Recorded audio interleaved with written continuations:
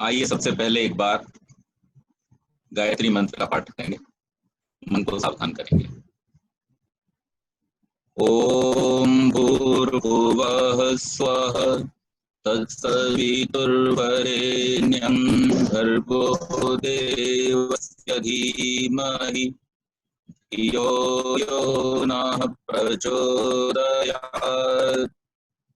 ओम शन्नो मित्रः शं वरुणः शन्नो भवत्वर्यमा शन्न इन्द्रो बृहस्पतिः शन्नो विष्णुरुक्रमा। नमो ब्रह्मणे नमस्ते वायो त्वमेव प्रत्यक्षं ब्रह्मासि त्वामेव प्रत्यक्षं ब्रह्म वदिष्यामि ऋतं वदिष्यामि सत्यं वदिष्यामि तन्मामवतु तद्वक्तारमवतु अवतु मामवतु वक्तारम् अवतु मामवतु वक्तारम्। वंदनीय मातृशक्ति, धर्म प्रेमी सज्जनों, सृष्टि विद्या इस विषय में सबसे पहले हम ऋग्वेद आदि भाष्य भूमिका में महर्षि ने जिन मंत्रों को उद्धृत करते हुए इस विषय का प्रतिपादन किया है उसको संक्षेप में जानते हैं। महर्षि लिखते हैं, जब यह कार्य सृष्टि उत्पन्न नहीं हुई थी तब एक सर्वशक्तिमान परमेश्वर और दूसरा जगत का कारण अर्थात जगत बनाने की सामग्री विराजमान थी। उस समय असत शून्य नाम आकाश अर्थात जो नेत्रों से देखने में नहीं आता सो भी नहीं था, क्योंकि उस समय उसका व्यवहार नहीं था। उस काल में सत अर्थात सतोगुण रजोगुण और तमोगुण मिलाकर जो प्रधान कहता है अर्थात प्रकृति सृष्टि वो भी नहीं था। उस समय परमाणु भी नहीं थे तथा विराट अर्थात जो सब स्थूल जगत के निवास स्थान है सो भी नहीं था। जो यह वर्तमान जगत है वह भी अनंत शुद्ध ब्रह्म को नहीं ढक सकता और उससे अधिक व अथाह भी नहीं हो सकता। जैसे कोहरा का जल पृथ्वी को नहीं ढक सकता, उस जल से नदी में प्रवाह भी नहीं चल सकता और न वह कभी गहरा और उथला हो सकता है। इससे क्या जाना जाता है कि परमेश्वर अनंत है और जो उसका यह बनाया जगत है सो ईश्वर की अपेक्षा से कुछ भी नहीं है। जब जगत नहीं था तब मृत्यु भी नहीं था, क्योंकि जब स्थूल जगत संयोग से उत्पन्न होकर वर्तमान हो पुनः उसका और शरीर आदि का वियोग हो तब मृत्यु कहलाता है। सो शरीर आदि पदार्थ उत्पन्न ही नहीं हुए थे, न मृत्यु आदि पांच मंत्र जिससे परमेश्वर के रचने से जो यह नाना प्रकार का जगत उत्पन्न हुआ है वही इस जगत को धारण करता, नाश करता और मालिक भी है। हे मित्र लोगों, जो मनुष्य उस परमेश्वर को अपनी बुद्धि से जानता है वही परमेश्वर को प्राप्त होता है और जो उसको नहीं जानता वही दुख में पड़ता है। जो आकाश के समान व्यापक है उसी ईश्वर में सब जगत निवास करता है और जब प्रलय होता है तब भी सब जगत कारण रूप होके ईश्वर के सामर्थ्य में रहता है और फिर भी उसी से उत्पन्न होता है। तो इस प्रकार से महर्षि ने यहाँ पर कुछ महत्वपूर्ण बातें कही हैं। इन बातों में सबसे पहले तो हमें यह समझना है कि जिस समय इस सृष्टि की रचना हो रही थी उस समय में केवल तीन तत्व विद्यमान थे जो अनादि तत्व हैं, ईश्वर, जीव और प्रकृति। जीवों का योगदान सृष्टि के निर्माण के बाद आरंभ होता है। जिस समय सृष्टि का निर्माण शुरू होता है वहां केवल और केवल ईश्वर और इस जगत की जो सामग्री प्रकृति है उसी का उल्लेख यहाँ पर होता है।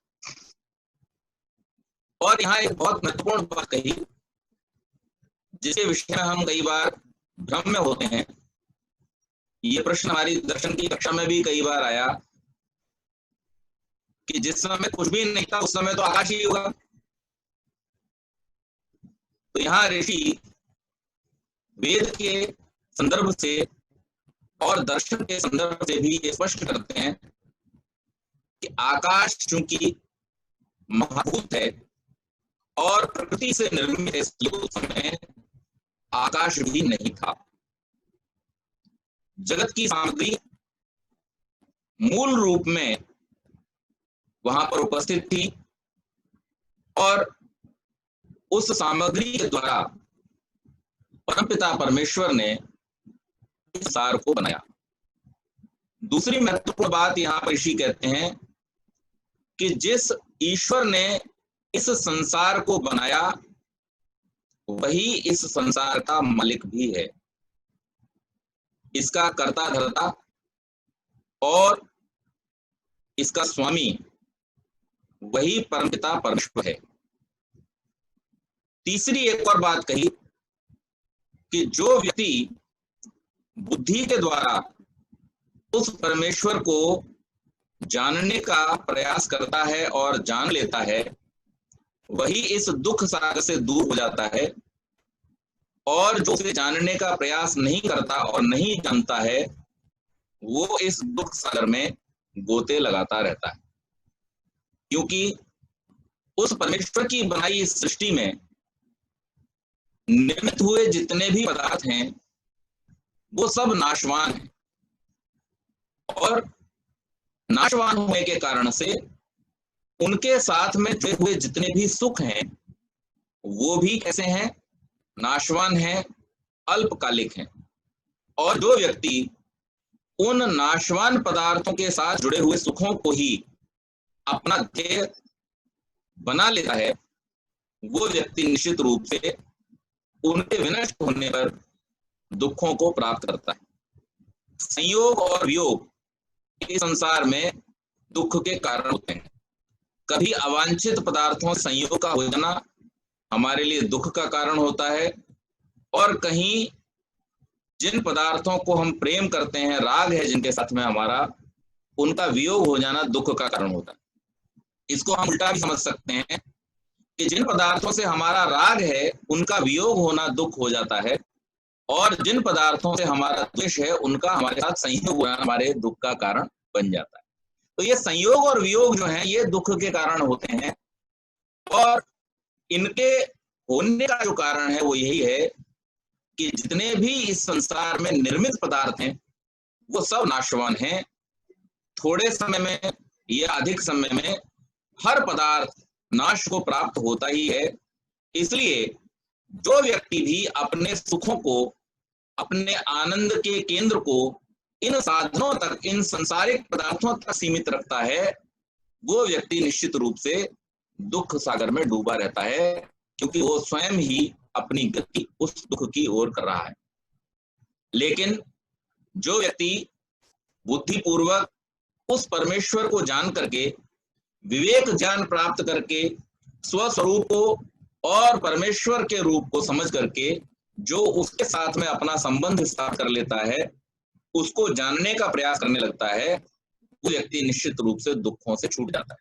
तो सृष्टि विद्या को समझते हुए हमारा ध्येय क्या होना चाहिए ये ऋषि ने बहुत ही सुंदर तरीके से स्पष्ट कर दिया है, और वो ये है कि हम इस संसार को जानें, हम परमेश्वर को भी जानें, और इन दोनों को समझ करके, जैसे अभी हमने वैशेषिक दर्शन का समापन किया, वैशेषिक दर्शन में कणाद मुनि ने बड़े ही सुंदर प्रकार से इस बात को समझाया है कि संसार के जितने भी पदार्थ हैं उनका यथार्थ स्वरूप क्या है, और उन्हीं पदार्थों में जो द्रव्य, आत्मा और हमारा मन आदि हैं उनका यथार्थ स्वरूप क्या है, और उसका किसके साथ में संबंध स्थापित होकर के सुख की अनुभूति हो सकती है, और किसके साथ में संबंध होने से हमारा दुख बना रहेगा, ये हमें बुद्धिपूर्वक विचार करना होता है। तो इसलिए यहाँ ऋषि ने इस बात को आरंभ में ही स्पष्ट कर दिया है कि जब आप इस सृष्टि विद्या को जानने के लिए प्रवृत्त हों, तब आप इस बात को अपने मन मस्तिष्क में अच्छी तरह से स्थापित कर लें, अच्छी तरह से बिठा लें कि इस सृष्टि को जानने का जो उद्देश्य है वो इसका ठीक ठीक उपयोग करना, और दूसरा इसके साथ में हमारा संबंध किस सीमा तक होना चाहिए, इस बात का ज्ञान प्राप्त करना है। ऐसा नहीं होना चाहिए कि हम इसी के साथ में उलझ करके रह जाएं। और यहाँ पर एक बात और हम समझ लेना चाहते हैं कि ऋषि ने यहाँ पर बड़े स्पष्ट शब्दों में कहा कि बुद्धि पूर्वक ईश्वर को जो जान लेता है। मैं अक्सर अपने व्याख्यानों में एक बात को कहा करता हूं कि मनुष्य के पास में 3 अद्भुत शक्तियां हैं। पहली शक्ति है जानने की, दूसरी शक्ति है मानने की, और तीसरी शक्ति है करने की। जानना, मानना और करना। और उसमें जानने योग्य हम अपने आप को, अपने व्यवहार को, अपने कर्मों को, अपने जीवन को जाने, शुभ कर्मों को करें, इस संसार के यथार्थ को जाने। दूसरा, इस संसार में करने योग्य हमारे जो श्रेष्ठ कर्म हैं उन कर्मों को हम जान करके करें, दूसरों के हित को साधें, स्वार्थ से बचें और सदैव अपने जीवन के सदुपयोग में प्रवृत्त हों। और मानने की जब बात आती है तो वहां मानने योग्य जो सर्वोत्तम है वो ईश्वर और ईश्वर की आज्ञाएं हैं। ईश्वर को हम इंद्रियों से नहीं देख सकते, न हम उसको आंखों से देख सकते हैं, न कानों से उसकी आवाज सुन सकते हैं, न हम उसका स्वाद चख सकते हैं, न हम उसका स्पर्श कर सकते हैं, क्योंकि वो इंद्रियातीत है। और इंद्रियातीत होने के कारण से यहाँ ऋषि ने भी बड़े सहज ढंग से इस बात को कह दिया कि बुद्धिपूर्वक उसको जानना। और बुद्धिपूर्वक जितनी भी वस्तुओं को जाना जाता है वो सब क्या है, वो सब मानने की वस्तुएं, जिनको इंद्रियों से देखा जाता है। चूंकि ज्ञानेंद्रियां ज्ञान का विषय हैं, इसलिए जितनी भी वस्तुएं संसार में हमारी इंद्रियों से अनुभव की जाती हैं वो सब जानने का विषय हैं। और जितनी भी चीजें बुद्धि के स्तर पर, मन के स्तर पर हम लोग अनुभव करते हैं वो सब मानने का विषय। इसलिए यहाँ पर ऋषि ने इस बात को भी स्पष्ट कर दिया है कि हम इस संसार को जानते समय सबसे पहले उस ईश्वर को माने, उसकी सत्ता को माने, उसको इस संसार का निर्माता इस रूप में हम स्वीकार करें, और निर्माता होने के कारण, नियंत्रण करता होने के कारण उसे हम इस संसार के स्वामी के रूप में भी स्वीकार करें। जहां जहां पर भी ईश्वर के संबंध में जानने की बात आती है, ईश्वर को जानना, वहां पर हमें इस बात को समझना चाहिए कि वो जानना जो है वो हमारे मन और बुद्धि के द्वारा है, इसलिए उसको हम मानना के रूप में स्वीकार करें। जो व्यक्ति ईश्वर को मानेगा नहीं वो कभी भी ईश्वर को जान नहीं सकता। ईश्वर को जानने के लिए उसका मानना, उसका अनुभव करना, उसका साक्षात करना ये बहुत आवश्यक है। अस्तु, आज हमारा जो विषय है वो सृष्टि विद्या के विषय में है, इसलिए मैं इस भूमिका को यहीं पर सीमित करते हुए अब अपने विषय पर आगे बढ़ाऊं। ये जो हमारी सृष्टि है ये अनादि नित्य स्वरूप सत्व, रजस और तमो गुण की साम्यावस्था रूप प्रकृति से उत्पन्न परम सूक्ष्म पृथक पृथक विद्यमान तत्वावयवों के संयोग का प्रथम आरंभ और संयोग विशेषों से अवस्थान्तर को प्राप्त होकर स्थूल आकार का रूप धारण करना सृष्टि कहलाता है। यह सृष्टि की परिभाषा है। क्या? सत्व, रज और तम, इन 3 गुणों की साम्यावस्था रूप जो प्रकृति, जिसके लिए हमने अभी एक शब्द प्रयोग किया था, जगत की सामग्री, उस जगत की सामग्री के भिन्न भिन्न प्रकार के, अलग अलग प्रकार के जो डिफरेंट कॉम्बिनेशंस, परम्यूटेशंस होते हैं, उस परम्यूटेशंस एंड कॉम्बिनेशंस के द्वारा बनने वाले जो स्थूल पदार्थ हैं और उन स्थूल पदार्थों से निर्मित हुआ ये जो जगत है, इस जगत का नाम ही क्या है? सृष्टि है। और ये कैसे होती है? ये परमात्मा की प्रेरणा से निर्मित होती है। क्योंकि हम अगर आधुनिक विज्ञान की दृष्टि से भी इस बात को स्वीकार करना चाहें, आधुनिक विज्ञान भी यही बात कहता है कि कोई भी पदार्थ जो स्थिर अवस्था में है वो सदैव स्थिर रहेगा, और जो गतिशील अवस्था में है सदैव गतिशील रहेगा, जब तक कि उस पर कोई बाहरी बल आरोपित न कर दिया जाए। न्यूटन का लॉ है।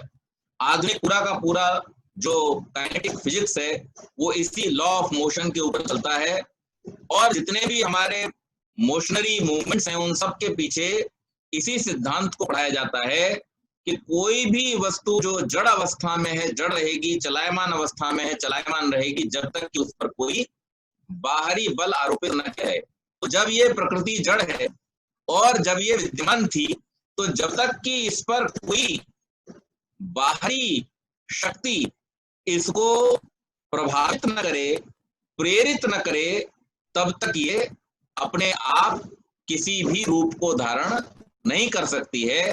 तो आधुनिक विज्ञान भी इस बात को प्रमाणित करता है कि ये सृष्टि जिसके द्वारा बनी है वो एक सर्वशक्तिमान सत्ता इस जगत के पदार्थों के समय में, इस जगत के पदार्थों की उपलब्धि के समय में उपलब्ध थी, जिसने इन पदार्थों को प्रेरित किया और इस सृष्टि के रूप में उनका निर्माण किया।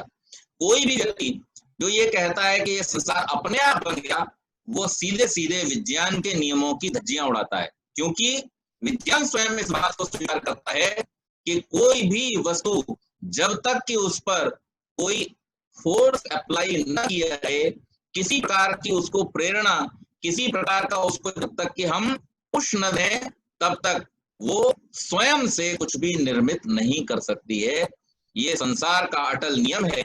ये आदि सृष्टि में भी था, आज भी है, और जब तक ये सृष्टि रहेगी तब तक ये नियम संसार में विद्यमान रहेगा कि कोई भी वस्तु स्वयं से न हिल सकती है न रुक सकती है। उसको हिलाने के लिए और रोकने के लिए किसी न किसी ऐसी शक्ति का होना आवश्यक है जो चेतन है, जो उसमें प्रेरणा को उत्पन्न कर सकती है। तो इसलिए सबसे पहले हम सृष्टि की परिभाषा को यहाँ समझ लेते हैं कि जगत के सामग्री अर्थात प्रकृति के मूल तत्वों के भिन्न भिन्न प्रकार के जो उसके कॉम्बिनेशंस होते हैं, उन नाना प्रकार के कॉम्बिनेशंस के द्वारा जो बनने वाले पदार्थ हैं, उन पदार्थों का नाम ही क्या है? सृष्टि है। और इस सृष्टि में कारण कौन कौन से हैं? तो वहां 3 प्रकार के कारण हैं। निमित्त कारण, उपादान कारण और साधारण कारण।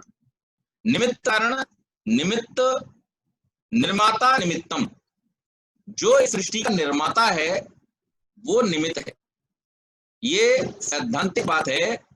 निर्माता निमित्त होता है, और इसलिए इस संसार का निर्माता होने के कारण से, इस सृष्टि का निर्माण करता होने के कारण से परम पिता परमेश्वर क्या है? निमित्त कारण है। और दूसरा, तच्च द्विविधम मुख्यम साधारण चेति, और वह निमित्त कारण भी 2 प्रकार का होता है, एक मुख्य निमित्त और एक साधारण निमित्त। मुख्य निमित्त यहाँ पर परमेश्वर है, और साधारण निमित्त में अन्य बहुत सारे कारण आते हैं। सर्गस्य उत्पादिता परमेश्वरो मुख्य निमित्तम, इस सृष्टि का उत्पादक होने के कारण से परमेश्वर जो है वो मुख्य निमित्त कारण है। सर्गात् पदार्थानादाय कार्यांतराणाम सृष्टा जीवात्मा साधारणम निमित्तम, और जब सर्ग का निर्माण होने लगता है तो उस निर्माण होने के बाद जो इसमें अनेक जीव जन्म लेते हैं, वो भी अनेक प्रकार की सृष्टियां इस संसार में करते हैं। जैसे हम लोग देखते हैं कि मनुष्य कितनी सारी चीजों को बनाता है, जितने भी पशु पक्षी प्राणी हैं वो सब भी अपने जीवन में अपने रहने के लिए घर बनाते हैं और बहुत सारी चीजों का निर्माण करते हैं। तो ये सब जो है वो साधारण निमित्त के रूप में यहाँ पर स्वीकार किया जाता है।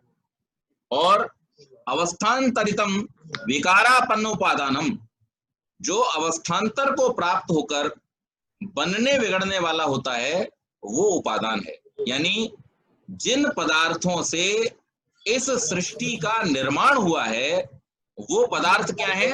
वो इसका उपादान कारण है, और वो पदार्थ है प्रकृति। तो प्रकृति इस जगत का, इस सृष्टि का उपादान कारण है।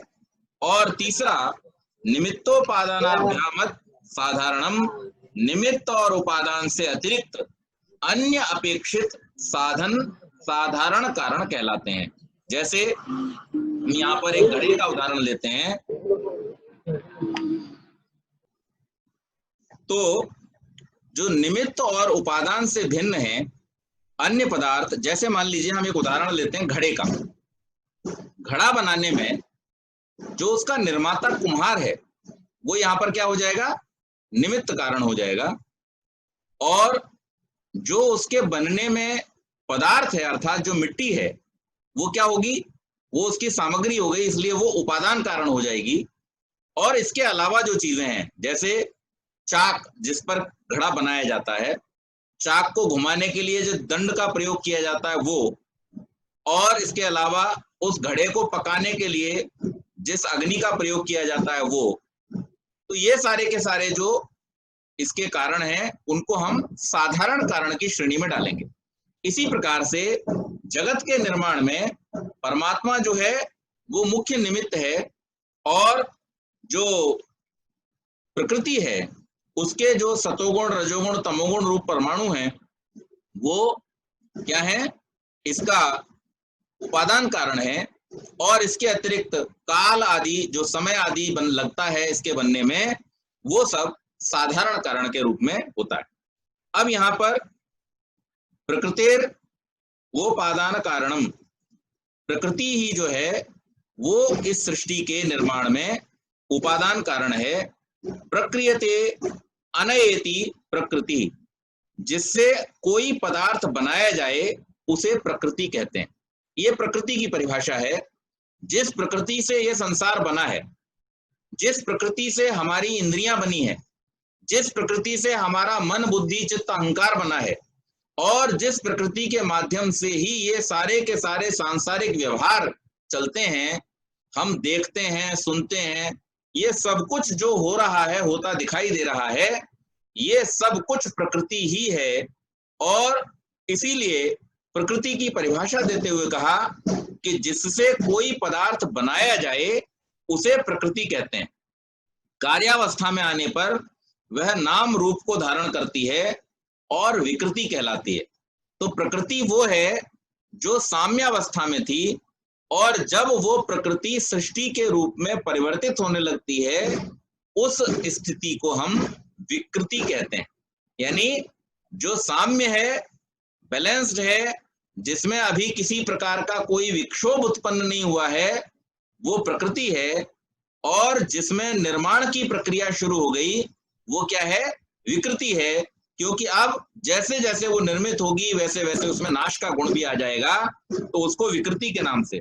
तो प्रकृति शब्द ही इस बात को सिद्ध करता है कि जगत का मूलभूत उपादान कारण प्रकृति ही है, और जगत का निमित्त कारण ब्रह्म, जो कि अभौतिक एवं अपरिणामी है। अब यहाँ एक बात हमें ध्यान में रखनी चाहिए कि कोई भी जो पदार्थ बन रहा है, बिगड़ रहा है, फिर बन रहा है, फिर बिगड़ रहा है, इसके लिए यह आवश्यक है कि उसका बनाने वाला उस पदार्थ के बनने से पूर्व वर्तमान हो। और हम इस बात को प्रतिदिन वेद मंत्र के माध्यम से अपनी प्रार्थना में बोलते हैं, हिरण्यगर्भः समवर्तताग्रे। वो परमेश्वर इस संसार के, इस जगत के निर्माण से वर्तता अग्रे, इसके पूर्व ही वो वर्तमान था। इस संसार के निर्माण होने से पहले वह विद्यमान था। तो वो ब्रह्म, वो परमेश्वर जो है, वो इस संसार का निर्माण करने वाला है। अच्छा, अब एक और बात हमें समझनी चाहिए कि जैसे कुम्हार मिट्टी से घड़े को बनाता है, तो क्या कुम्हार का भी कुछ हिस्सा उस घड़े में लग जाता है? नहीं। कुम्हार एक घड़ा नहीं बनाता, कुम्हार हजारों घड़े बना देता है, लेकिन कुम्हार जो है वो स्वयं यथावत जैसा का तैसा बना रहता है। उसका कुछ भी हिस्सा उस घड़े के अंदर लगता नहीं है। इसी प्रकार से परमेश्वर भी एक के बाद दूसरी, दूसरी के बाद तीसरी अनेक सृष्टियों का निर्माण करता है, लेकिन स्वयं कैसा रहता है? अपरिणामी रहता है। ऐसा नहीं होता कि घड़ा जब तक कच्चा है तब तक कुम्हार कच्चा है, और घड़ा जब अग्नि में पक गया तो कुम्हार भी पक गया। ऐसा नहीं होता। इसी प्रकार से परमेश्वर भी अनेकानेक सृष्टियों का निर्माण करता हुआ स्वयं अपरिणामी यथावत बना रहता है। उसमें किसी प्रकार का कोई परिवर्तन, उसमें किसी प्रकार का कोई विकार उत्पन्न नहीं होता। जो लोग इस बात को ठीक प्रकार से नहीं समझते हैं, वो लोग ऐसा कहते हैं कि ये संसार ही परमात्मा का रूप है, और इस संसार में हम जो कुछ देखते हैं, जो कुछ भी हो रहा है, वो परमात्मा के रूप के रूप में हमें देखना चाहिए, और परमात्मा ही इस संसार को धारण कर लेता है, और परमात्मा ही अनेकानेक रूपों में प्रकट हो जाता है। इस प्रकार की चर्चाएं करते हैं। वो वास्तव में इस बात को ठीक प्रकार से समझते नहीं है कि परमेश्वर किन्हीं भी रूपों को धारण करने के लिए उसके पास में कोई आवश्यकता नहीं है। वो सर्वत्र एक रूप विद्यमान, जैसे आकाश द्रव्य है वो सब जगह विद्यमान है, इसी प्रकार से परमेश्वर भी सर्वत्र व्यापी और आकाश आदि से भी सूक्ष्म द्रव्य है। और इसके साथ साथ एक और बात कि आकाश प्रकृति के सृष्टि रूप में परिवर्तित हो समय निर्मित होता है और प्रलय के समय में नष्ट हो जाता है, लेकिन परमात्मा सृष्टि के निर्माण से पहले भी विद्यमान है और सृष्टि के प्रलय हो जाने के बाद भी विद्यमान रहता है। जैसे कुम्हार घड़ा बनने से पहले भी विद्यमान है और घड़ा फूट जाने के बाद भी विद्यमान रहता है। तो इस प्रकार से ये जो परमात्मा है, जो ब्रह्म है, वो इस सृष्टि का निमित्त कारण है, और वह स्वयं अपरिणामी है। उसमें किसी प्रकार का कोई भी विकार उत्पन्न नहीं होता। जो स्वयं अभौतिक एवं अपरिणामी है, वह भौतिक एवं परिणामी जगत का उपादान कारण नहीं हो सकता। इसीलिए परमेश्वर इस संसार का निमित्त कारण है, ना कि उपादान कारण। कुछ लोग ये कहते हैं कि ईश्वर ही इस सृष्टि को अपने में से बना देता है और अपने में ही फिर समेट लेता है। अब अपने में से बना देना और अपने में समेट लेना, इसका अर्थ क्या हो गया? जैसे हमने मिट्टी में से घड़ा बनाया और फिर फोड़ करके उसे मिट्टी में मिला दिया, ऐसा माना जा सकता है?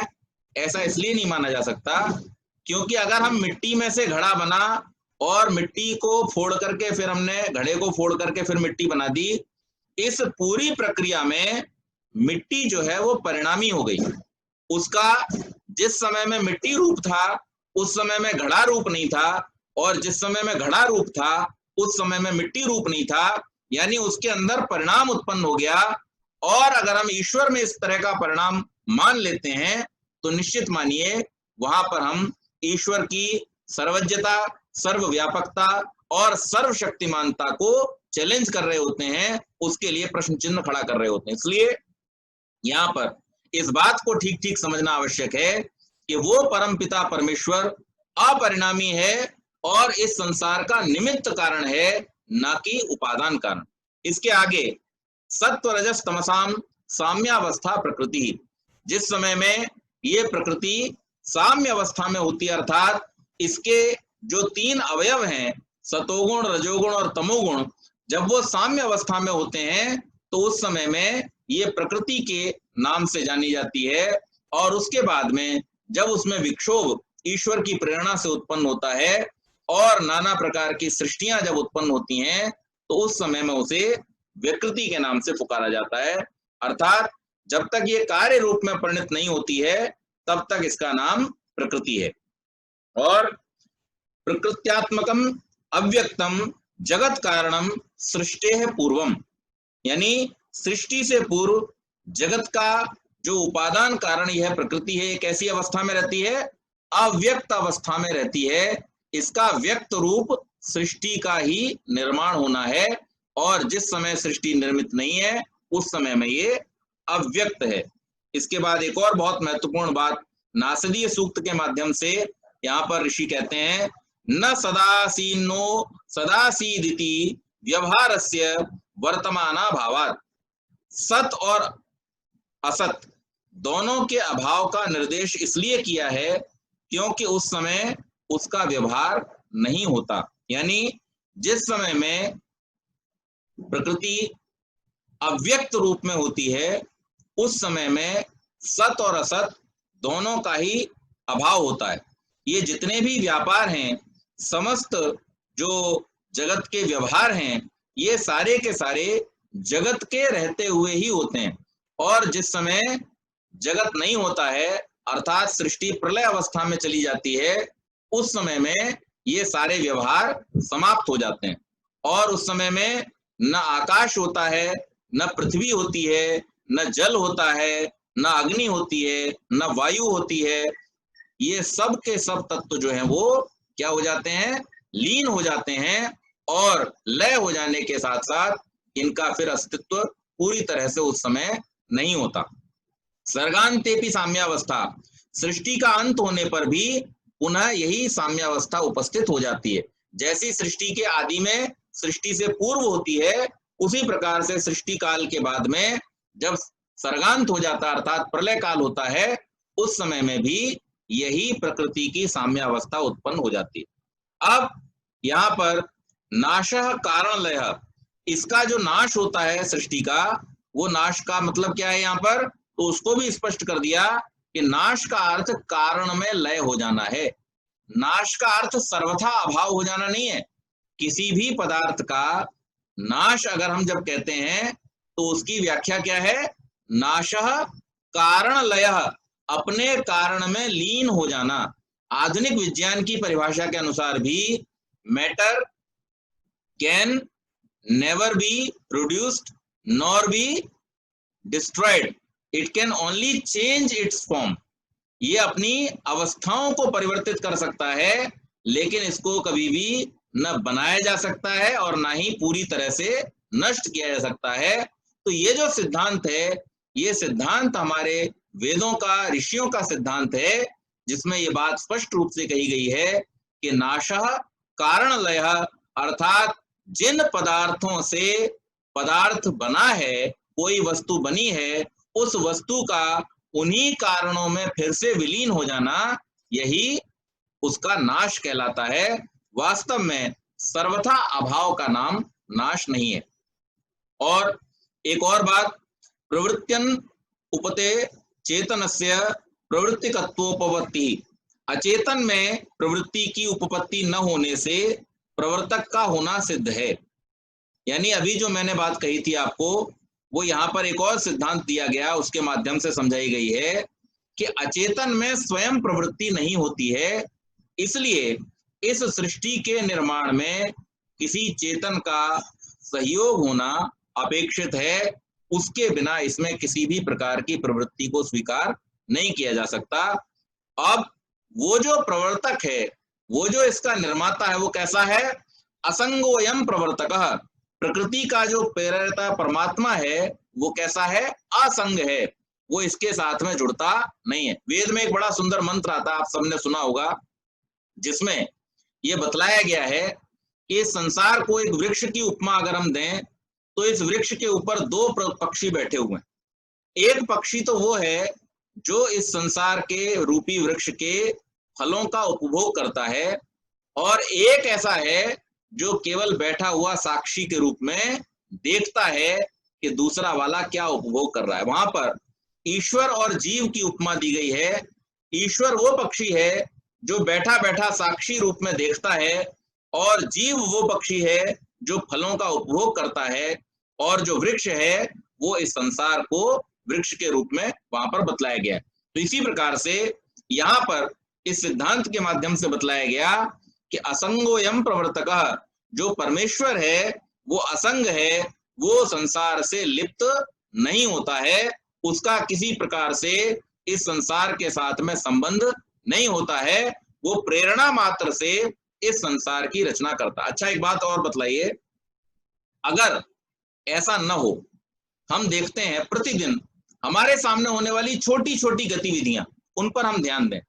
हमने एक बीज मिट्टी के अंदर बोया, अब जब मिट्टी के अंदर हमने उस बीज को बो दिया तो उससे आगे की जो प्रक्रिया है उसके अंकुरों का निकलना और उस अंकुर का जमीन को फोड़ करके बाहर आ जाना, फिर धीरे धीरे उसका ऊपर की ओर बढ़ना, ये क्या किसी व्यक्ति के द्वारा हाथ से किया जा सकता है?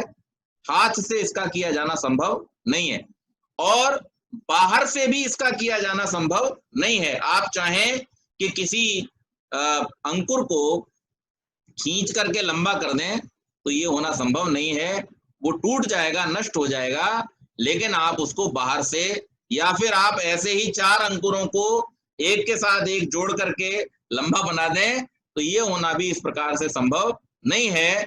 लेकिन ये आंतरिक प्रेरणा से, उस परमेश्वर की प्रेरणा से निरंतर इस संसार में इस प्रकार की घटनाओं को हम होते हुए देखते हैं कि बीज जमीन के अंदर बोया जाता है और वो बोया हुआ बीज अपने आप धीरे धीरे धीरे धीरे वृद्धि को प्राप्त होता है, और जैसा जिसका स्वभाव है उस बीज के अनुसार वैसे स्वभाव का पौधा या वृक्ष तैयार हो जाता है, बेल तैयार हो जाती है। तो उसके लिए बाहर से कुछ करने की आवश्यकता, खींचतान या जोड़ तोड़ करने की आवश्यकता नहीं पड़ती है।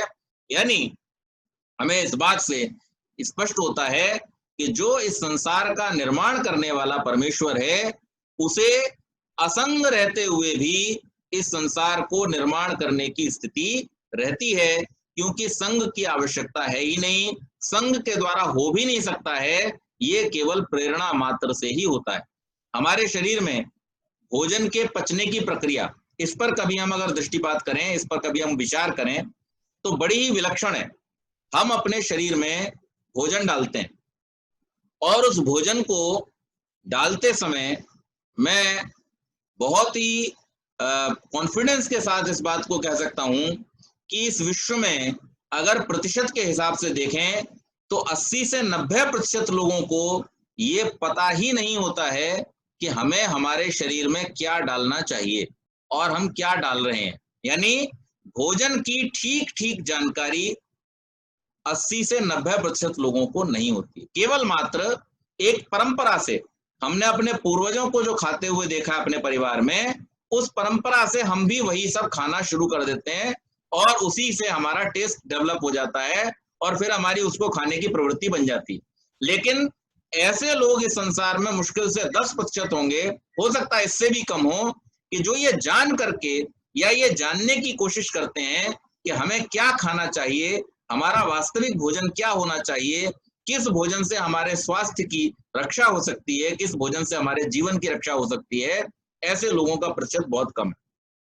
तो इस शरीर के अंदर हम बिना जाने ही बहुत सारी वस्तुओं को डाल लेते हैं, लेकिन ये शरीर इतना विलक्षण परमात्मा ने बनाया है कि इसके अंदर की जो प्रक्रियाएं हैं वो उस भोजन से रसों को खींच करके, और जहां जिस अंग में जैसे रस की आवश्यकता है वैसे रस का इस शरीर के अंदर वो डिस्ट्रीब्यूशन कर देती हैं।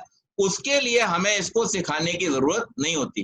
भोजन क्या करना है ये सीखने की हमको आवश्यकता है, लेकिन शरीर को ये सिखाने की आवश्यकता नहीं है कि भोजन को पचाना कैसे है और उस पचाए हुए भोजन को शरीर के भिन्न भिन्न हिस्सों तक पहुंचाना कैसे।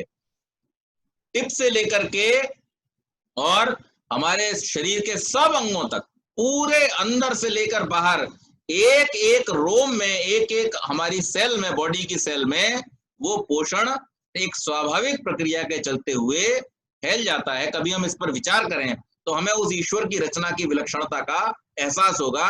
तो ये जो सुंदर रचना है ये उस परमात्मा की प्रेरणा से चल रही है। अब कई बार लोग ये प्रश्न भी कर सकते हैं कि नहीं, ये तो ऑटोमेटिक चलने वाली प्रक्रिया है।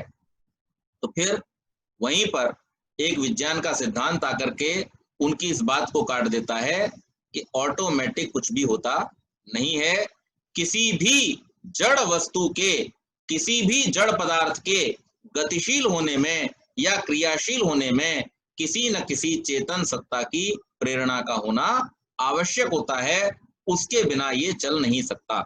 और इसलिए यहाँ पर असंगोयम प्रवर्तक, इस बात से हमें ये समझना चाहिए कि वो परमात्मा इस संसार का निर्माण करने वाला तो है, लेकिन वो इसके अंदर जुड़ा हुआ नहीं है, वो इसके अंदर असंग रहते हुए, निर्लिप्त रहते हुए इस संसार की रचना करता है। प्रकाश क्रिया स्थितिशीलम भूतेन्द्रियात्मकम दृश्यम, और भूत तथा इंद्रिय रूप से परिणाम को प्राप्त प्रकाश, क्रिया तथा स्थिति स्वभाव वाले सत्वादि गुणों को दृश्य कहते हैं। अब इस संसार में जो ये दृश्य जगत हमको दिखाई देता है उसकी परिभाषा देते हुए कहा कि भूत तथा इंद्रिय रूप से परिणाम को प्राप्त। भूत तथा इंद्रिय, भूत के अंदर 5 महाभूत आ जाते हैं। कौन कौन से? पृथ्वी, जल, अग्नि, वायु, आकाश, ये 5 महाभूत हैं। और इंद्रिय रूप से जो हमारी 5 इंद्रियां हैं, कौन कौन सी? चक्षु, श्रोत्र, वाक यानी हमारे जो स्वादेंद्रिय, रसना, रसन के बाद में स्पर्श, त्वचा और कर्णेंद्रिय। तो श्रोत्रेंद्रिय यानी कर्णेंद्रिय, दृश्येंद्रिय यानी देखने की इंद्रिय, घ्राणेंद्रिय सूंघने की इंद्रिय, स्पर्शेंद्रिय त्वचा स्पर्श करने की इंद्रिय, और रसनेंद्रिय अर्थात चखने की इंद्रिय। तो ये हमारी 5 ज्ञानेंद्रियां।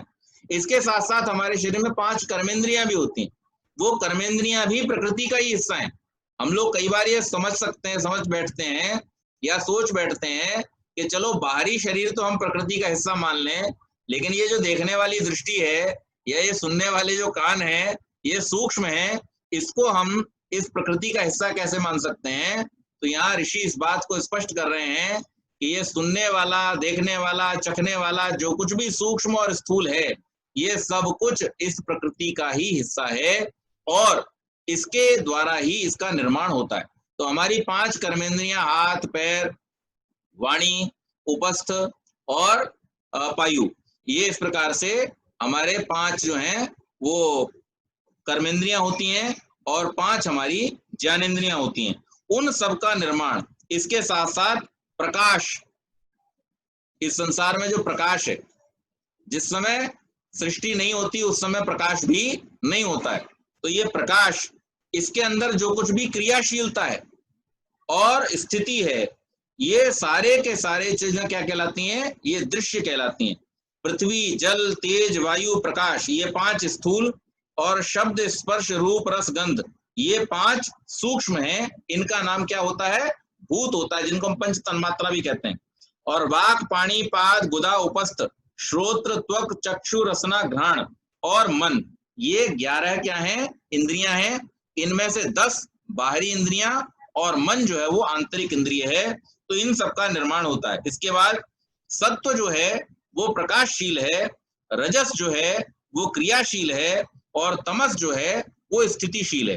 तो इस संसार में जितने भी पदार्थ हमें दिखाई दे रहे हैं, उन पदार्थों का जो बेसिक कॉम्बिनेशन है या बेसिक कंपोजिशन है, उसको हम यहाँ सतोगुण, रजोगुण और तमोगुण के द्वारा समझते हैं कि जितना भी इस संसार का प्रकाशमय हिस्सा है वो सब सत्वगुण से बना है, और जितना भी इस संसार का क्रियाशील हिस्सा है वो सब रजोगुण से बना है, और जितना भी स्थितिशील हिस्सा है यानी जो स्थिर है वो सब किससे बना है? तमोगुण से बना है। तो इस प्रकार से 3 चीजें, 3 जो प्रकृति के मूल गुण हैं, ये इस प्रकार से डिवाइड होकर के, अब हम इसको विश्लेषण करें कि हमारी इंद्रियां किससे बनी है। तो जब इस सृष्टि के निर्माण की प्रक्रिया को हम देखते हैं, क्रम को हम देखते हैं, सबसे पहले क्या है? सबसे पहले प्रकृति साम्यावस्था में, सतोगुण, रजोगुण, तमोगुण की साम्यावस्था में, प्रकृतिर महान, उससे महत तत्व बनता है। महत तत्व से फिर अहंकार का निर्माण होता है, और अहंकार के फिर 2 डिवीजन हो जाते हैं, और उनमें से क्या होता है? 1 से पंच तन्मात्राएं और 1 से इंद्रियों का निर्माण होता है।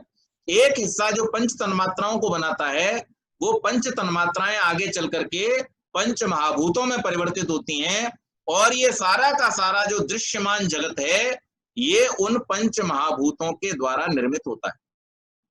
और जो उसका सतोगुणी भाग है वो इंद्रियों में परिवर्तित हो जाता है, और वहां से 5 ज्ञानेंद्रियां और मन और 5 कर्मेंद्रियों का निर्माण होता है। इसमें जो क्रियाशीलता है वो रजोगुण के कारण से है। जो दृश्यमान जगत में और सूक्ष्म जगत में जितनी भी क्रियाशीलता हमें दिखाई देती है, उस सब का कारण जो है वो रजोगुण है। तो इस प्रकार से ये प्रकृति के जो 3 मूल तत्व हैं, सतोगुण, रजोगुण और तमोगुण, ये इस प्रकार से विस्तृत हो जाते हैं, और विस्तृत होकर के ये सारे के सारे संसार का निर्माण करते हैं। और इस संसार के हर पदार्थ में, कोई भी पदार्थ हो, उस पदार्थ में इन तत्वों की उपस्थिति अनिवार्य है, क्योंकि यही उसका, जैसे कोई व्यक्ति कभी भी ये नहीं कह सकता कि घड़े में मिट्टी नहीं है। घड़ा अगर मिट्टी का है तो घड़े से मिट्टी का अभाव कभी भी नहीं हो सकता। घड़ा अगर पीतल का बना है तो उस कलश के अंदर से पीतल का अभाव कभी भी नहीं हो सकता। घड़ा अगर प्लास्टिक का बना है तो उस घड़े में से प्लास्टिक का अभाव कभी नहीं हो सकता। इसी प्रकार से जो ये संसार है, ये सारा का सारा संसार इस सतोगुण, रजोगुण, तमोगुण की जो साम्यावस्था प्रकृति है, उस प्रकृति के ही विक्षोभ अर्थात विकृत हो जाने के कारण से बना है। इसलिए किसी भी अवस्था में ये नहीं कहा जा सकता कि ये पदार्थ सतोगुण, रजोगुण और तमोगुण से सर्वथा भिन्न है। जो भी सांसारिक पदार्थ हैं, उन सब सांसारिक पदार्थों में अनिवार्य रूप से ये पदार्थ पाए ही जाते हैं। दर्शन की भाषा में अगर हम कहें तो ये पदार्थ इस संसार में समवायी कारण के रूप में या उपादान कारण के रूप में जुड़े हुए हैं, और इसलिए इनका कभी भी अभाव नहीं हो सकता है।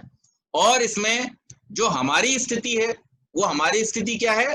तच्च भोगापवर्गार्थम पुरुषस्य, ये हमारे भोग और अपवर्ग के लिए है। अब यहाँ एक महत्वपूर्ण बात आ जाती है, संक्षेप करते हुए उस बात का भी वर्णन कर देता हूं कि ये जो सृष्टि बनी, इसमें नाना प्रकार के पदार्थ बने जिन्हें मैं 1 घंटे में वर्णन नहीं कर सकता, लेकिन हम सब देख रहे हैं इस दृश्यमान जगत को। इस पूरे संसार में छोटे से छोटे जो जीव हैं उनके लिए भी, और जो बड़े से बड़े विशालकाय जीव हैं उनके लिए भी, जितनी भी भोग्य सामग्री आवश्यक है वो यहाँ पर उपलब्ध है। इस बात से ये पता चलता है कि ये किस लिए है। ये जीवों के भोग और अपवर्ग की सिद्धि के लिए है। इसका प्रयोजन क्या है? जीवों का भोग और अपवर्ग सिद्ध हो सके, अर्थात जो भोग योनि में है वो सारे के सारे जीव अपने कर्मों के अनुसार जो उनके भोग हैं उनको भोग सकें, और जो मनुष्य के रूप में यहाँ पर उपस्थित हैं वे अपने अपवर्ग अर्थात इस संसार से छूटने का उपाय कर सकें। इसके लिए इस संसार का निर्माण किया गया है, इसका यही प्रयोजन है। और जो व्यक्ति अपने जीवन में इस संसार के इस प्रयोजन को नहीं समझता है वो निश्चित रूप से दुख सागर में डूब जाता है। तो इसलिए यहाँ आरंभ करते हुए ऋषि ने यही बात कही थी कि हमें सबसे पहले इस संसार को जानने के लिए ये जानना आवश्यक है कि संसार का विज्ञान पूर्वक निर्माण करने वाला, इतने ज्ञानवान तरीके से निर्माण करने वाला जो परमेश्वर है, वास्तव में इस संसार का जो स्वामी है, जो मालिक है, वो वही परमात्मा है। हम कभी भी इसके स्वामी नहीं हो सकते।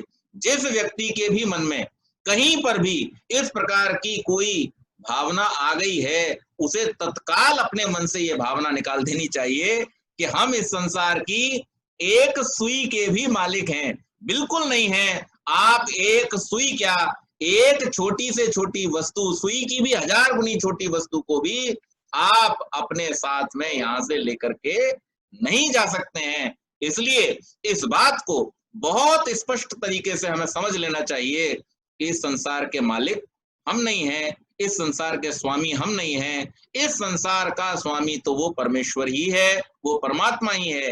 हाँ, हमारे लिए उसने ये संसार बनाया है। क्यों बनाया है, उस प्रयोजन को हम सदैव ध्यान रखें। और प्रयोजन ये है कि ये हमारे भोग और अपवर्ग की सिद्धि के लिए है। जो हमारे पूर्व कर्म हैं या हमें जो शरीर मिला है, इस शरीर की जो आवश्यकताएं हैं, उन आवश्यकताओं को पूरा करने के लिए इस संसार में नाना प्रकार के भोग्य पदार्थ उस परमात्मा ने बना करके हमारे लिए तैयार किए हैं। उनको भोगते हुए, उनका उपभोग करते हुए अपने जीवन में अपवर्ग की तैयारी करना, ये हमारा सबसे बड़ा उद्देश्य होना चाहिए। जो छूटने का प्रयास नहीं करेगा, जो इस संसार से बाहर निकलने का प्रयास नहीं करेगा, वो इस दुख सागर में डूबा रह जाएगा। आप देखते होंगे, मैं एक छोटी सी बात दोहरा करके अपनी वाणी को विराम दूंगा। इस संसार में केवल मात्र मनुष्य ऐसा प्राणी है जो कमाई के लिए निकलता है। बाकी इसमें जितने भी करोड़ों प्रकार के प्राणी हैं, कीट पतंग, पशु पक्षी, कीड़े मकोड़े, इन सब के भोग की व्यवस्था कौन करता है बतलाइए? क्या वो कहीं कमाई करने जाते हैं? क्या वो कहीं किसी प्रकार की बेईमानी करते हैं? क्या उनके मन में किसी प्रकार का लालच है, लोभ है? क्या उनके मन में किसी प्रकार के भ्रष्टाचार की भावना है? क्या वो किसी से छीना झपटी करते हैं, किसी की चीजों पर कब्जा करते हैं? ऐसा केवल अगर कोई करता है तो वो केवल मात्र मनुष्य है। इसके अलावा सब प्राणी इस बात में परमेश्वर की व्यवस्था के अधीन रहते हुए निश्चिंत रहते हैं कि उनके भोग की सामग्री उन्हें इकट्ठा करने की आवश्यकता है या नहीं है। वो अपने भोगों को परमेश्वर की व्यवस्था अनुसार जैसे जैसे उनको प्राप्त होता जाता है भोगते जाते हैं। लेकिन ये मनुष्य जिसको वेदों ने पुकार पुकार करके ये समझाया है, ये सिखाया है, ये जनाया है कि अरे मनुष्य, ये जो तुम्हारा शरीर है ये तो एक न एक दिन निश्चित रूप से छूट जाने वाला है, और जो आत्मा है वो नाशवान नहीं है, उसका कभी नाश नहीं होगा। तो फिर भी न जाने क्यों ये मनुष्य ये सब जान करके भी, ये सीख करके समझ करके भी इसको इतना ट्रेंड किया जाता है, उसके बावजूद भी नाना प्रकार के भ्रष्टाचार, अनाचार, दुराचार इकट्ठा करना, बहुत सारा परिग्रह करना इन सब के अंदर लिप्त रहता है, और जो वास्तविक इसका उद्देश्य है वो भूल जाता है। तो शायर ने बड़ी अच्छी बात कही कि अजीब लोग हैं, दुनिया में घर बनाते हैं, अजीब लोग हैं, दुनिया में घर बनाते हैं, मगर जो असली ठिकाना है भूल जाते हैं। तो हम अपने असली ठिकाने को न भूलें। इस सृष्टि की विद्या को जानने का तो बहुत लंबा समय है, धीरे धीरे ही हम इसको पूरी तरह से जान सकते हैं, लेकिन इसे जानते हुए हम ये अवश्य जानने का प्रयास करें कि हमारे लिए इसका क्या प्रयोजन है, हमारे लिए इसकी क्या उपादेयता है, और उस प्रयोजन को ठीक ठीक समझ करके हम इसके अनुसार अपने व्यवहार को करें। सृष्टि प्रकृति से बनी है, परमेश्वर ने बनाई है, हमारे लिए बनाई है, और हमें इसका उपयोग करके, जैसे नाव का उपयोग करके हम नदी पार कर लेते हैं, इस संसार का उपयोग करके हमें इस संसार को पार करना होगा। यही सृष्टि विद्या का सार है, और इसी को जान करके हम इस सृष्टि को पूरी तरह से समझ सकते हैं, अपने आप को समझ सकते हैं। तो ये संक्षेप में मैंने थोड़ी सी चर्चा की, आगे इस विषय को और अधिक विस्तार देंगे। तब तक के लिए वाणी को विराम। ओम शांति। धन्यवाद।